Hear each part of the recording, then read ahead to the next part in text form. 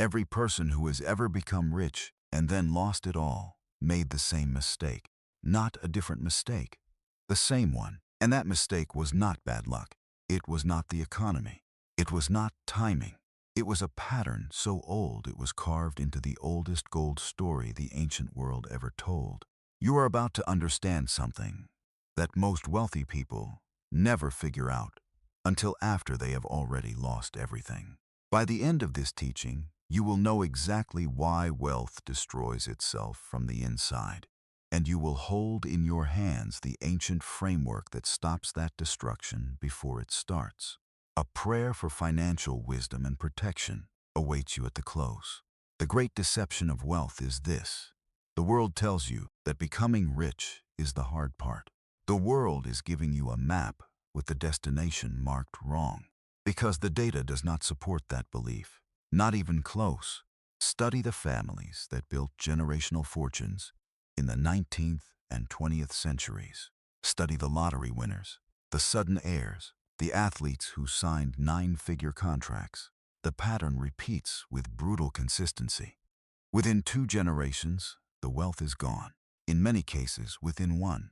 Not diminished, gone. And the people who lost it were not stupid. Many of them were brilliant. Many of them worked harder than anyone around them. The problem was never intelligence. The problem was never effort.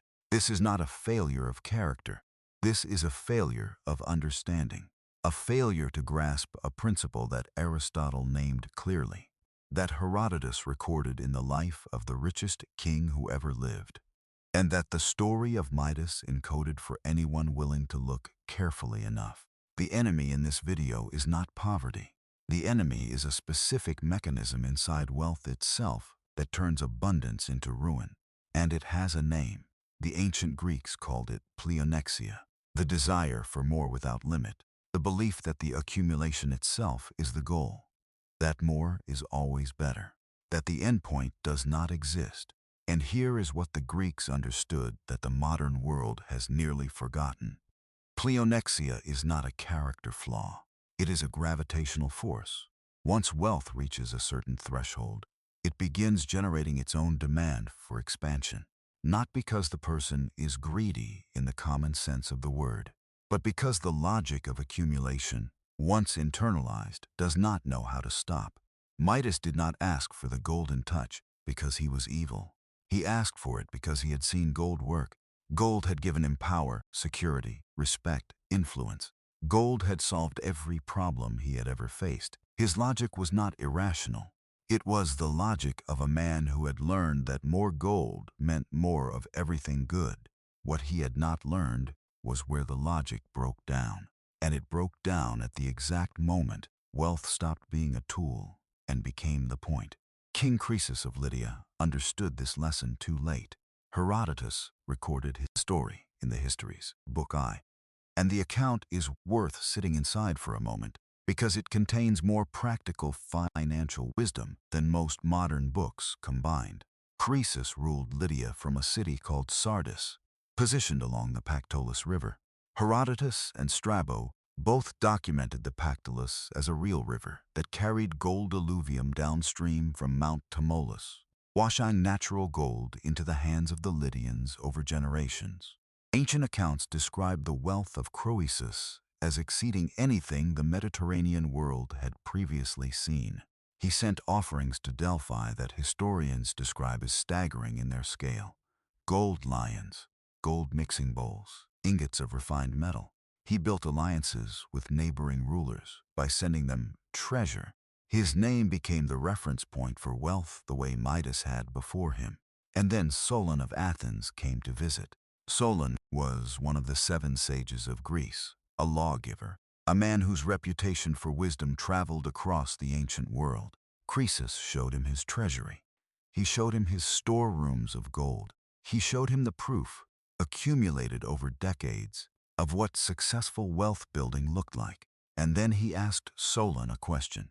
He asked him who was the happiest man alive.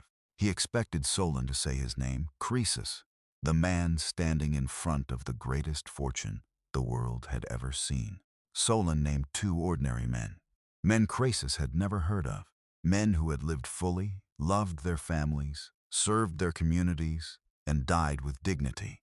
And when Croesus pressed him, Solon said the words that Herodotus preserved for all of history: "Call no man happy until he is dead."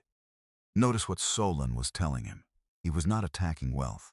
He was attacking the confusion between wealth and the purpose of wealth. He was pointing to the gap that opens up when accumulation becomes the logic of a life instead of a means toward a life. Croesus did not understand the warning. He dismissed Solon as a man who lacked the sophistication to appreciate true success. Years later, Cyrus of Persia defeated him in battle. Croesus lost his kingdom, his fortune, and nearly his life. And on the pyre, preparing to be burned alive, Herodotus records that Croesus cried out Solon's name 3 times. He understood the lesson. He understood it when it was too late to use it. Where are you watching from right now? Drop your city or country in the comments. I want to see how far this ancient wisdom is traveling across the world. Here is what most people miss entirely. The story of Croesus is not a story about losing wealth. It is a story about misidentifying the purpose of wealth while you still have it. And that misidentification is the mechanism. That is the engine of destruction hiding inside every great fortune. Let us name the first principle clearly. Wealth built without a ceiling destroys itself because it changes the builder. Aristotle addressed this directly in the Politics, Book I. He distinguished between 2 different relationships to money. The first he called oikonomia, the management of a household toward sufficiency and genuine flourishing. The second he called chromatistike, the art of acquisition for its own sake, unlimited in its appetite, treating money not as a means but as the end. Aristotle was precise about this.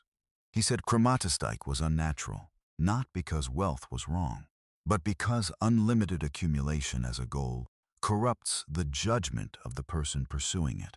Notice that word, corrupts. Aristotle did not say it reduces. He said it corrupts. The judgment does not simply get smaller. It gets distorted. The wealthy person who has internalized the logic of unlimited accumulation begins making decisions that look rational from inside the framework, but are catastrophic from outside it. They begin to see every relationship through the lens of leverage, every opportunity through the lens of return, every expense through the lens of cost, and slowly and visibly, the things that actually sustain wealth over time, trust, restraint, reputation, patience, begin to erode. Charlie Munger put it with his characteristic precision. The big money is not in the buying and the selling, but in the waiting. What Munger was pointing to is the same principle Aristotle named 24 centuries earlier. The framework of unlimited accumulation is built for constant action, constant transaction, constant movement. And that constant movement is exactly what destroys the position. Ask yourself something honest right now. When you think about building wealth, do you have a number? A specific number that means enough? Or does the target move every time you get close to it? That moving target is not ambition. That is Pleonexia at work. And Midas knew exactly how it felt. Here is where the trap becomes invisible. The second principle is this: wealth without succession planning is wealth on a timer. Every fortune that collapsed within 2 generations shared one characteristic. The person who built it understood the mechanism of wealth. The people who inherited it understood only the result. They understood the gold. They did not understand the Pactolus. They did not understand the river, the discipline, the patience, the specific decisions repeated over decades that caused the gold to accumulate in the first place. Herodotus documented this in the Lydian trading culture surrounding Croesus. The wealth of Lydia was not simply extracted from the Pactolus River. It was built on trade routes, on consistent commercial relationships, on the Lydian invention of standardized coinage, which gave them an advantage in every transaction across the Mediterranean world. Ancient accounts describe this commercial infrastructure as the real foundation of Lydian wealth. The gold was the visible result. The systems were the actual source. When Cyrus defeated Croesus, the gold was captured. But within a generation, the Lydians had rebuilt substantial commercial activity because the knowledge of how to build was still present. The gold could be replaced because the understanding had survived. This is the exact opposite of what happens in most inherited wealth situations. The gold survives the first generation. The understanding does not survive the second. Benjamin Graham, who spent his career studying the destruction of investment portfolios through the lens of the Great Depression, identified this as one of the central vulnerabilities of wealth. His concept of margin of safety was not simply about buying assets below their intrinsic value. It was about building a buffer between the complexity of the world and your financial position, precisely because the world will eventually present conditions you did not anticipate. Graham understood that wealth without a structural buffer was not wealth. It was a position waiting to be liquidated. And notice what a margin of safety requires. It requires restraint. It requires the willingness to not deploy every available dollar. It requires a ceiling, at least a temporary one, on the logic of accumulation. It requires something that looks, from inside the framework of Pleonexia, like weakness. But it is not weakness. It is the Pactolus. It is the river that keeps producing. Stop and ask yourself something honest. If your wealth disappeared tomorrow, does the person you have become know how to rebuild it? Or does your knowledge live in your accounts and not in your understanding? Consider what this means in practical terms. The third principle sits at the core of every ancient account of wealth destruction. Expansion funded by debt is not expansion. It is a future collapse wearing the costume of present success. The Lydian commercial empire that Croesus inherited and extended was built on the surplus of the Pactolus, on actual accumulated value. When Croesus made his fatal military expansion against Persia, he did it because the oracle at Delphi told him that if he crossed the Halys River, a great empire would be destroyed. He crossed it. He was right. The empire destroyed was his own. Notice the mechanism. He had real wealth. He converted that real wealth into military aggression based on a misread signal. The wealth did not fail him. His interpretation of the position failed him. He confused the presence of resources with the permission to expand indefinitely. And that confusion is not ancient. That confusion is running through millions of financial decisions being made right now, today, by people who have accumulated genuine wealth and are in the process of converting it into leverage risk they cannot fully see. Warren Buffett has been direct about this. Rule number 1, never lose money. Rule number 2, never forget rule number 1. That sounds like a joke until you understand what it means operationally. It means the asymmetry of loss is the central variable. Losing 50% of a position requires 100% gain to recover. The mathematics of loss are not symmetric with the mathematics of gain, and debt accelerates the exposure to that asymmetry by adding a clock. You do not simply need to recover. You need to recover before the interest compounds and before the creditor calls. Midas discovered this the hard way. His golden touch was debt with no clock and no exit. Every asset became the liability at the moment he needed to use it. That is not mythology. That is a description of what leveraged overextension feels like when it finally reaches the asset. You cannot afford to lose. If this teaching is shifting something in your understanding, if you can see now that there is a different way to build, tap the like button right now. It helps this message reach the people who need it most. And if you want more of the wisdom the Midas Code contains, subscribe to this channel. There is much more coming. Here is where the trap becomes invisible at its deepest level. The fourth principle is the one almost nobody names until after they have already paid for ignoring it. Wealth that cannot be transferred through understanding will be transferred through loss.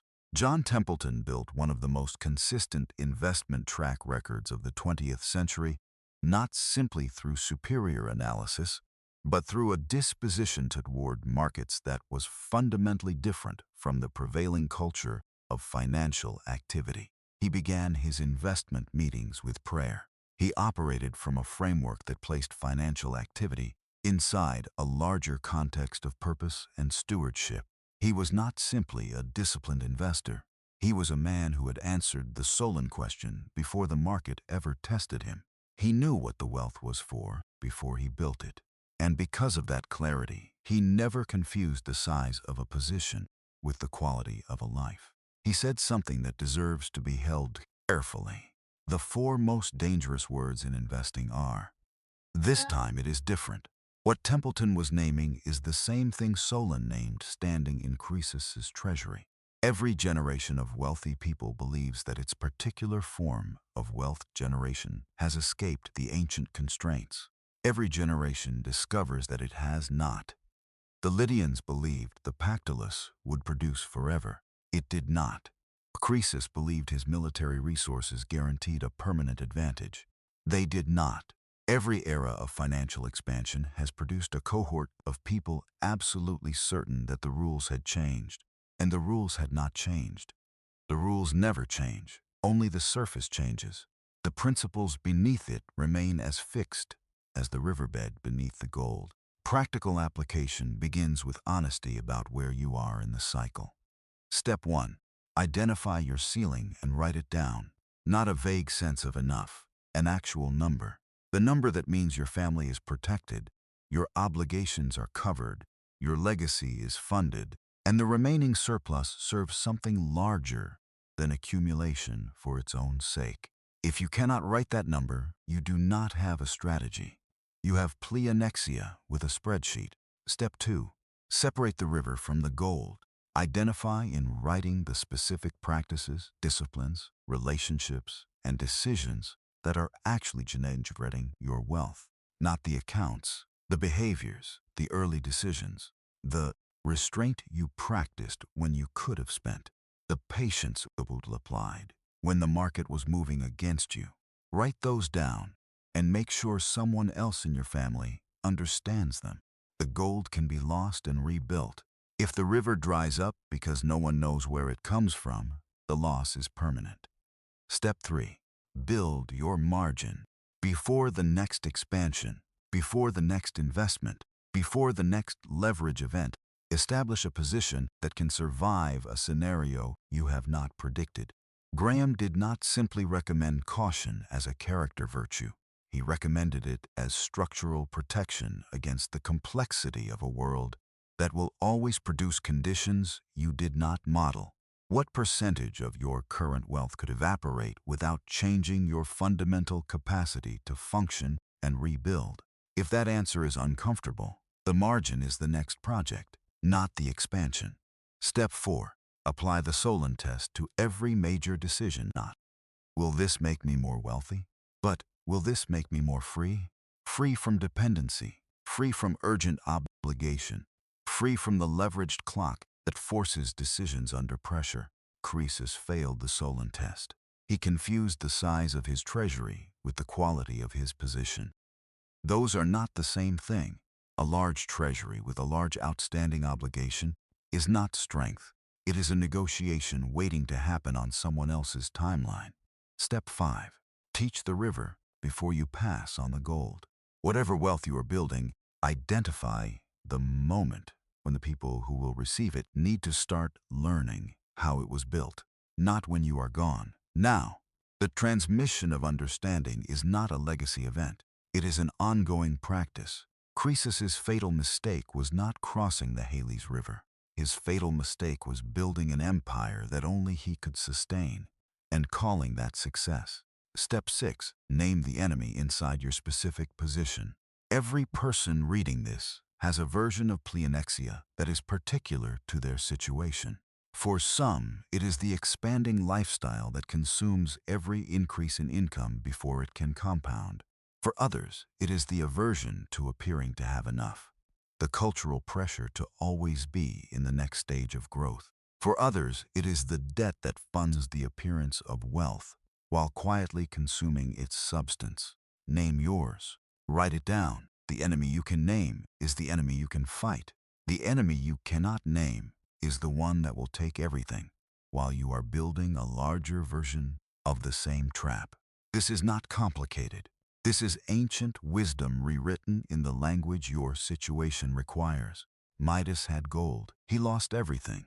Croesus had gold. He lost everything. The difference between them and the ancient Greek merchants who traded steadily for generations was not intelligence. It was not luck. It was the presence or absence of a clear answer to one question. What is the wealth for? If you are watching this channel, you are already asking better questions than most people ever ask. Subscribe now, because what comes next will go even deeper into the financial principles encoded in the ancient code. Every teaching in this series is built on verified history, real principles, and the kind of direct application that changes how you see every financial decision you make from this day forward. Hit the subscribe button and you will be notified every time a new lesson is released. There are people in your life who need this. Share it with them. The cost is nothing. The value is the kind that compounds. Before we close, I want to invite you into something different. This prayer is not a formality. It is an alignment. Close your eyes if you can, or simply align your thoughts with mine right now. What comes next is not just words. It is an invitation. Father, we come before you as people who are in the process of building, of learning, of trying to steward well what we have been given. We come honestly. We confess that there are moments when accumulation becomes the logic of our days without us choosing it. When the next number replaces the purpose behind the number. When we confuse the size of our position with the health of our lives. We have stood in our own version of Croesus's treasury and forgotten to ask the Solon question.